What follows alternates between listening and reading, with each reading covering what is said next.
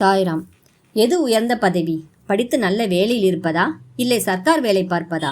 எது உயர்ந்த பதவி? இதற்கான பதிலை இந்த கதையின் மூலம் தெரிந்து கொள்ளுங்கள். ஜவஹர் அலி நன்கு படித்தவர், இனிமையான நா உடையவர், குரான் முழுவதையும் ஒப்பிக்கும் ஆற்றல் உடையவர். அவர் ஷிரடிக்கு வந்து பாபாவின் மசூதியில் தங்கினார்.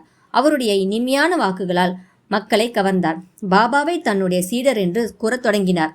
பாபாவும் அதை மறுக்காமல் அவரின் சீடராக இருக்க சம்மதித்தார். குரு சீடர் இருவரும் ரஹத்தாவிற்கு வசிக்க முடிவு செய்தனர். குரு அதாவது ஜவஹர் அலி சீடரின் அதாவது பாபாவின் மதிப்பை அறிந்திருக்கவில்லை. ஆனால் சீடர் நமது பாபாவோ குருவின் குற்றங்களை உணர்ந்து இருந்தார். இருப்பினும் நமது கடமைகளை கவனத்துடன் செய்தார்.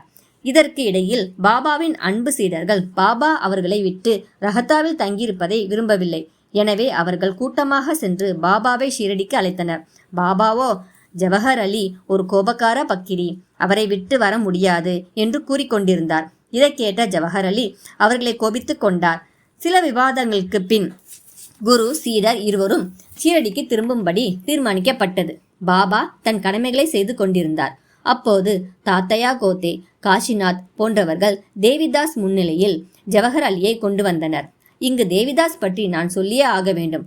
அவர் ஆவாவின்மையின் அவதாரமும் ஞானியும் ஆவார். பின்தொடர்ந்த விவாதத்தில் ஜவஹர் அலி தோற்கடிக்கப்பட்டு ஷீரடியை விட்டு ஓடி பிஜப்பூர் சென்றார். பல ஆண்டுகளுக்கு பின்னர் ஷீரடிக்கு திரும்பி வந்து சாய்பாபாவின் முன்னர் வீழ்ந்து வணங்கினார். அவர் தன் குற்றத்தை உணர்ந்து வருத்தப்பட்டார். பாபா அவரை மரியாதையுடன் நடத்தினார். இந்த கதையின் மூலம் உயர்ந்த பதவி என்றால் தன்னை உணர்தல் என்று காட்டியுள்ளார் பாபா. பாபா தன் உண்மையான ஒழுக்கத்தால் தன் அகங்காரத்தை களைந்து சீடனது கடமைகளை செய்தார். இதுவே தன்னை உணர்தல், உயர்ந்த பதவி அடைதல் ஆகும்.